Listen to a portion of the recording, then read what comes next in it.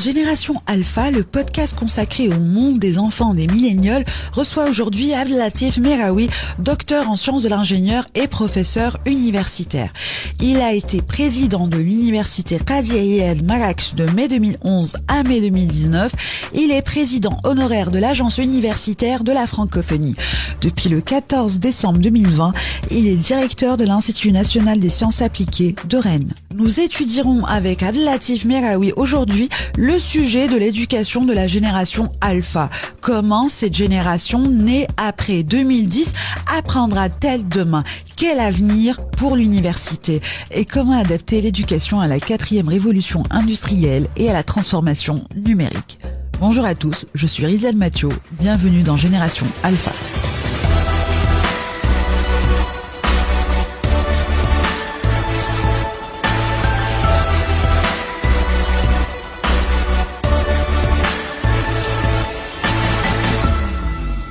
Bonjour Abdellatif, merci d'avoir accepté mon invitation. Avec grand plaisir. Vous dites qu'il est urgent de changer de paradigme dans les modes d'apprentissage.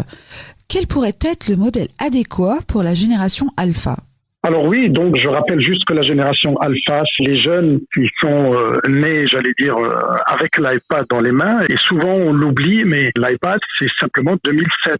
Et donc quand on regarde ce qui s'est passé depuis 2007 jusqu'à aujourd'hui, je vous laisse imaginer la transformation sur le plan sociétal, sur le plan économique, mais aussi sur le plan éducation qui malheureusement n'a pas suivi. Alors qu'est-ce qu'il faudrait faire justement pour changer de paradigme avec cette génération? C'est d'abord d'en tenir compte, de voir que finalement, le contenu éducationnel, le contenu scientifique, il existe aujourd'hui pratiquement dans tous les sites Internet, qui a un accès qui est très démocratisé aujourd'hui et qu'on pourrait peut-être profiter du temps que nous avons avec les jeunes pour enseigner différemment. Et je pense que l'université ou le milieu, en tout cas de l'éducation, a été capable d'évoluer avec les générations et que avec cette digitalisation, je pense qu'il est urgent aujourd'hui de prendre ce tournant. Et je pense qu'il faudrait réadapter notre système, consacrer le temps qu'on a en présentiel à faire des choses qu'on ne faisait pas auparavant. Par exemple, donner un peu plus de travail personnel avant de venir et consacrer le temps en présentiel pour essayer d'apporter le complément, de faire travailler les jeunes ensemble pour qu'ils puissent travailler sur l'adaptabilité et puis surtout qu'on puisse adresser les compétences qui sont indispensables à la vie de demain et en tout cas pour que les jeunes puissent faire face à toutes les contraintes qui arrivent. Vous parlez de l'université 4.0 comme une chance pour l'égalité des chances. Vous pensez qu'avec l'université 4.0, l'ascenseur social va fonctionner ? Oui, je pense en tout cas qu'il va réduire les inégalités, mais à condition que l'université puisse utiliser les outils d'aujourd'hui, puisse changer, puisse évoluer avec son temps. Et pourquoi je dis ça? C'est d'abord parce que elle va pouvoir nous faire gagner du temps. Lorsqu'on a les étudiants donc en face, on va pouvoir travailler avec eux autrement. Et je donne un exemple très concret. Aujourd'hui, toutes les entreprises, en tout cas toute la société nous le disent. Ils nous disent que nous voulons des jeunes qui sont avec des têtes bien faites et non pas des têtes forcément bien remplies. Parce que si je prends juste le côté technologique, mais aussi dans les sciences humaines et sociales, les choses évoluent tellement vite que les enseignements qu'on donne aujourd'hui peuvent être caduques au bout d'un an, de 2 ans, de 3 ans. Par contre, ce qui doit être prioritaire, c'est de donner les outils et les clés pour que ces jeunes puissent se reformater, puissent de nouveau se préparer à d'autres technologies, à d'autres contenus scientifiques, à d'autres connaissances. Et c'est là où c'est important de pouvoir libérer du temps dans la partie présentielle pour faire autre chose.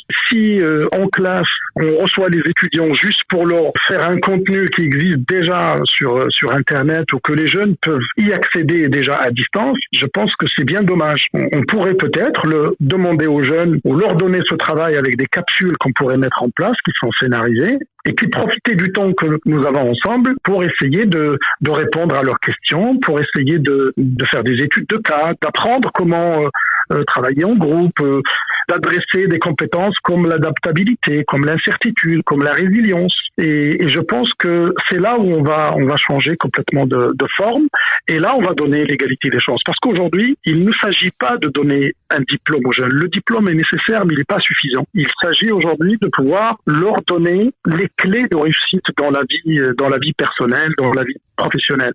Et c'est là où on est dans, je dirais, l'équité, même si l'égalité des chances n'est plus le bon terme. Le bon terme, c'est vraiment l'équité. Ça veut dire que comment l'université de demain ou l'école de demain serait capable de pouvoir brasser les jeunes de tout niveau social pour essayer de leur donner les mêmes chances. Alors l'autre point, c'est d'abord de pouvoir nous adresser à une génération qui est digitalisée, une génération qui aujourd'hui utilise le smartphone pratiquement toute la journée de leur vie, et comment profiter de ces technologies pour que on puisse se rapprocher davantage d'eux, qu'on puisse les intéresser et les intéresser d'une autre manière avec leur temps. L'université de demain est une smart université, une université ouverte et connectée.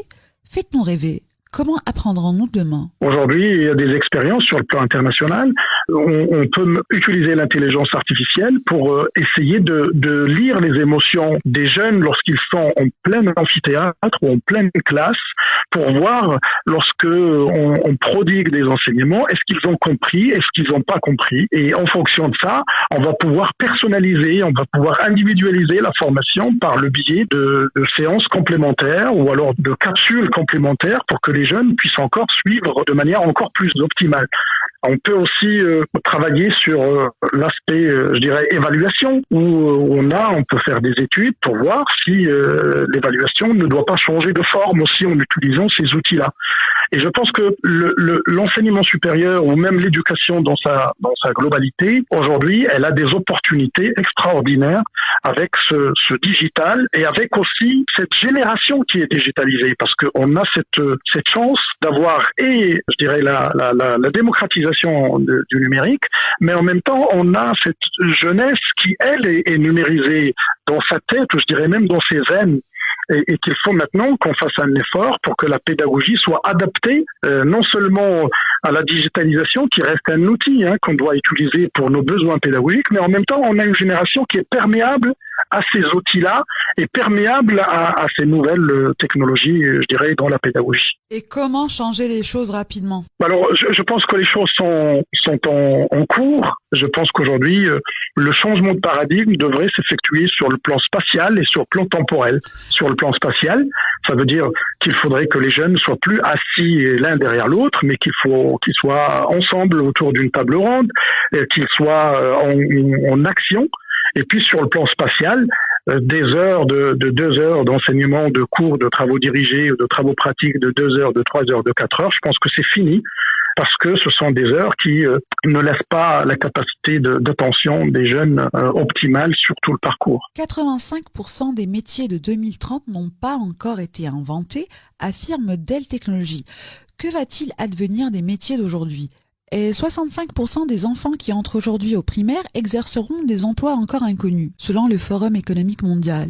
Quels métiers, selon vous, vont exercer nos enfants ? Oui, non mais vous avez parfaitement raison, parce que les chiffres que vous évoquez sont vraiment des chiffres qui nous interpellent, nous, en tant que spécialistes de l'enseignement supérieur ou de l'éducation en général. Finalement, on devrait avoir des têtes bien faites et non pas des têtes bien remplies, parce que de toute façon, les métiers sont en train de changer. Et si vous regardez, par exemple, notre génération, on finissait les études et on avait un emploi, voire 2, voire 3 dans notre vie. Aujourd'hui, les jeunes, que j'appelle cette génération alpha, il y a une ubérisation des emplois, ubérisation des métiers. Et donc, il faut absolument que ces jeunes soient préparés à affronter, à faire face à cette situation.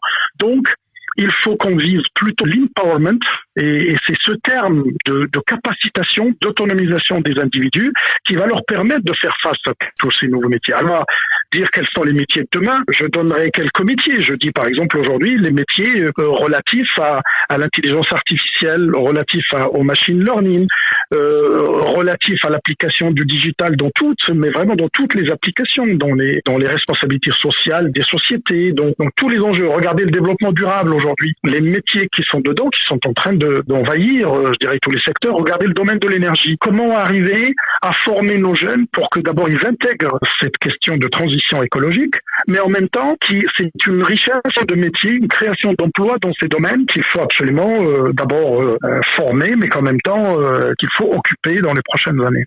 Je vous remercie beaucoup pour ces réponses. Je vous souhaite une excellente fin de journée. Merci beaucoup, Hélène. Merci à vous.